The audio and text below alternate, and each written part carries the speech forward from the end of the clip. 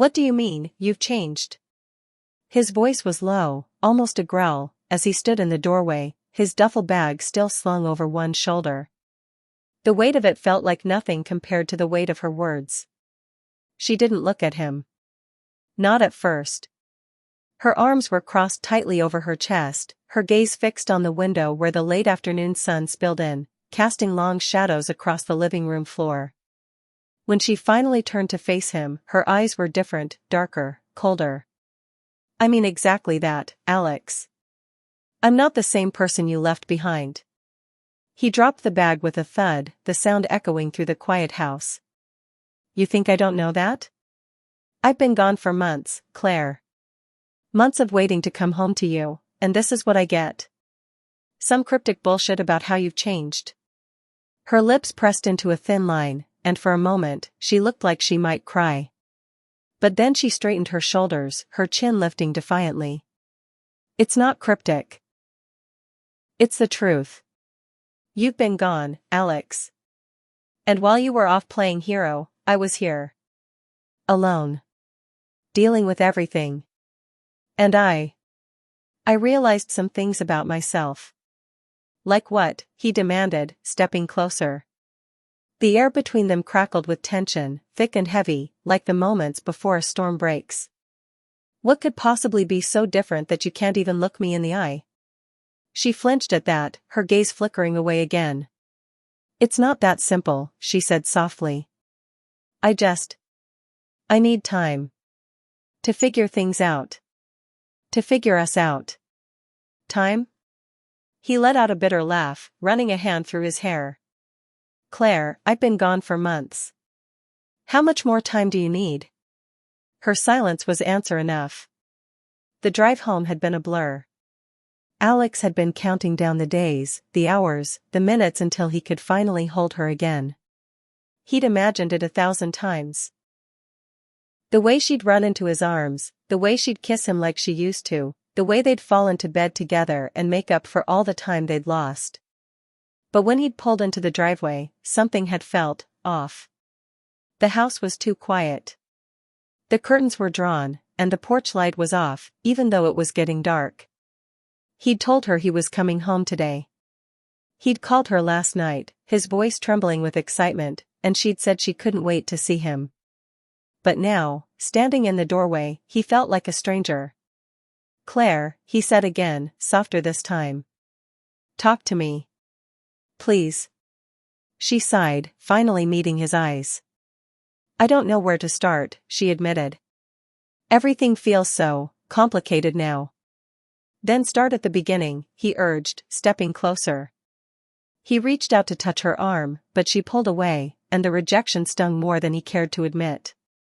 The beginning, she repeated, her voice barely above a whisper. The beginning was when you left. And I thought I could handle it. I really did. But then the days turned into weeks, and the weeks turned into months, and I started to feel like I was losing myself. Alex frowned, his heart sinking. Claire, I never wanted you to feel that way. I thought we were in this together. We were, she said quickly. But being alone changes you, Alex. It makes you question things. Things you thought you were sure about. Like us? He asked, his voice tight. She hesitated, then nodded. Like us. The words hit him like a punch to the gut. He took a step back, trying to process what she was saying. So what are you saying? That you don't love me anymore? I didn't say that, she said quickly, her voice rising slightly. I need to figure out what I want. And I can't do that if I'm pretending everything is fine when it's not. Alex stared at her, his mind racing. This wasn't the Claire he knew. The Claire he knew was strong, confident, sure of herself and their relationship. This woman standing in front of him was someone else entirely, someone who seemed fragile, uncertain, and distant. Claire, he said slowly, choosing his words carefully. I don't want to lose you. If there's something going on, something you're not telling me, please, just talk to me. For a moment, she looked like she might open up. Her lips parted, and her eyes softened, but then she shook her head, pulling back again. I can't, she whispered. Not yet. Not yet, he echoed, frustration creeping into his voice. Claire, I just got home. I've been waiting for this moment for months, and now you're telling me you need more time? How long am I supposed to wait? As long as it takes, she said firmly, her voice steady now. I need to figure this out on my own, Alex. And if you really love me, you'll give me the space to do that. He opened his mouth to argue, but the look in her eyes stopped him. There was something there, something he couldn't quite place, that made him pause. Was it fear? Regret? Or something else entirely? Fine, he said finally, his voice heavy with resignation. If that's what you need, then, fine. She nodded, her expression unreadable. Thank you, she said softly. But as she turned and walked away, leaving him standing alone in the living room, Alex couldn't shake the feeling that something was very, very wrong. The rest of the evening passed in awkward silence. Claire busied herself in the kitchen, preparing dinner with a focus that felt almost forced, while Alex sat on the couch, staring at the TV without really seeing it. The tension between them was palpable, hanging in the air like a thick fog. When they finally sat down to eat, the conversation was stilted and superficial. Claire asked about his deployment, and he gave vague answers, careful not to delve too deeply into the parts he knew would upset her. In turn, he asked about her work, but her responses were short and evasive. It wasn't until they were clearing the table that Alex finally broke the silence. Claire, he said, his voice low and serious. I need to know, is there someone else? She froze, her hands gripping the edge of the counter. For a moment, she didn't say anything, and the silence stretched on, heavy and suffocating. Claire, he said again, his voice cracking slightly. Please. Just tell me the truth. She turned to face him then, her eyes filled with a mixture of guilt and defiance. Alex, she began, her voice trembling. It's not what you think. Then what is it? He demanded, stepping closer. Because right now, it feels like you're hiding something from me. She hesitated, her gaze dropping to the floor. I don't know how to explain it, she admitted. But it's not what you think. Then help me understand, he pleaded. Because right now, I feel like I'm losing you, and I don't know how to stop it. She looked up at him then, her eyes filled with tears. I don't know if you can, she whispered. The words hung in the air between them, heavy and final. Alex felt his heart sink as he realized that whatever was happening between them was far more complicated than he'd ever imagined. And as Claire turned and walked away once more, leaving him standing alone in the kitchen, he couldn't shake the feeling that their lives were about to change forever. Claire, he called after her, his voice desperate now. Don't walk away from me. But she didn't stop.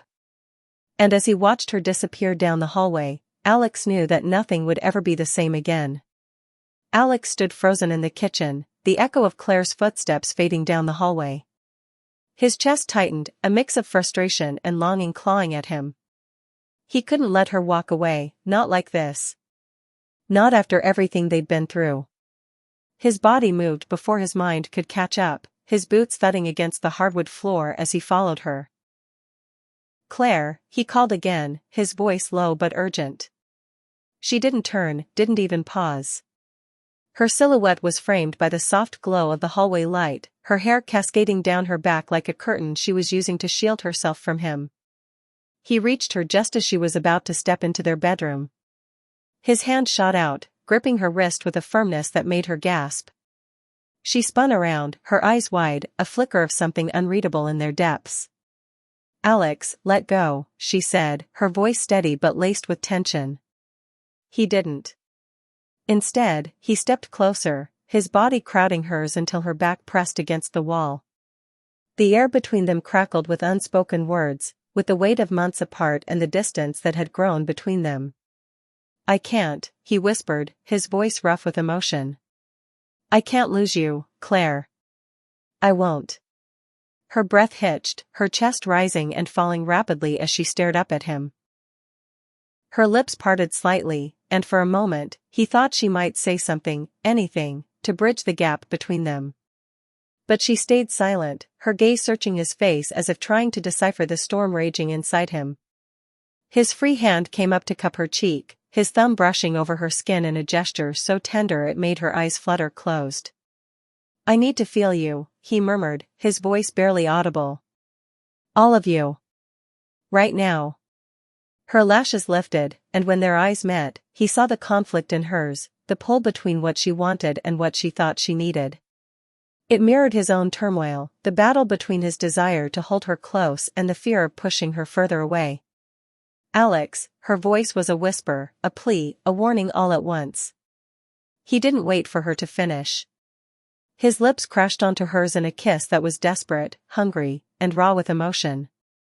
It wasn't gentle or patient, it was a fire that had been smoldering for too long, finally unleashed.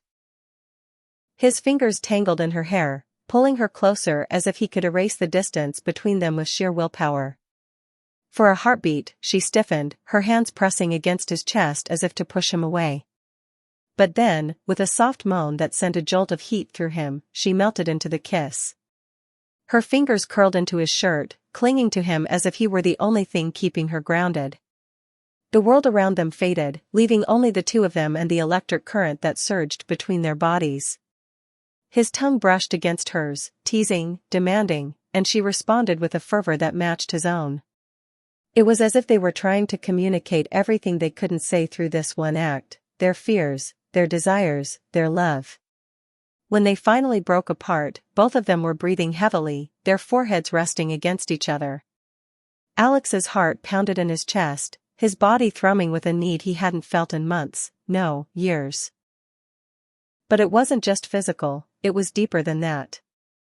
It was the need to reconnect, to remind her, and himself, of what they had before it slipped away. "Claire," he whispered, his voice trembling.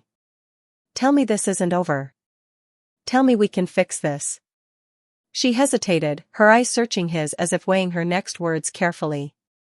Her hand came up to rest on his chest, right over his racing heart. "I don't know, Alex," she admitted softly. "I don't know if we can." His stomach dropped at her words, but he refused to let go. "Then let me try," he pleaded. "Let me show you that we're worth fighting for." Her gaze softened, and for a moment, he thought he saw a glimmer of hope in her eyes. But then she looked away, her hand dropping from his chest. "It's not that simple," she said quietly. There's so much you don't understand." "Then help me understand," he urged, his voice cracking with desperation. "Talk to me, Claire. Please." She shook her head, tears welling in her eyes. "I can't," she whispered. "Not yet." The words felt like a punch to the gut, but he forced himself to stay calm, to not let the frustration bubbling inside him take over. He took a deep breath, his hands gently cupping her face as he tilted it up to meet his gaze. "Then I'll wait," he said firmly. "I'll wait for as long as it takes." Her lips trembled, and a single tear slipped down her cheek. He wiped it away with his thumb, his touch as gentle as his words were resolute. "But don't shut me out," he added softly.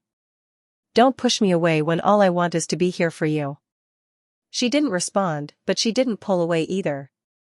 Instead, she leaned into his touch, her eyes closing as if savoring the warmth of his hand against her skin. It was a small victory, but it was enough, for now. Alex pressed a soft kiss to her forehead, lingering there for a moment before pulling back slightly. "I love you," he murmured, his voice thick with emotion. "No matter what happens, I need you to know that." Her eyes opened, and for the first time since he'd come home, he saw a flicker of vulnerability in them, a crack in the armor she'd built around herself. "I love you too," she whispered back, her voice barely audible. It wasn't a solution, but it was a start. And as he held her close, Alex vowed to himself that he would do whatever it took to rebuild what they'd lost, one step at a time. But as Claire pulled away and turned toward the bedroom door, her shoulders tense and her steps hesitant, he couldn't shake the feeling that the road ahead would be anything but easy. "Claire," he called after her, his voice soft but insistent. She paused but didn't turn around. Whatever it is, we'll figure it out together. She didn't respond, but the way her hand gripped the doorframe told him she'd hurt him. And as she disappeared into the room, leaving him standing alone in the hallway once more, Alex knew that the battle for their relationship had only just begun.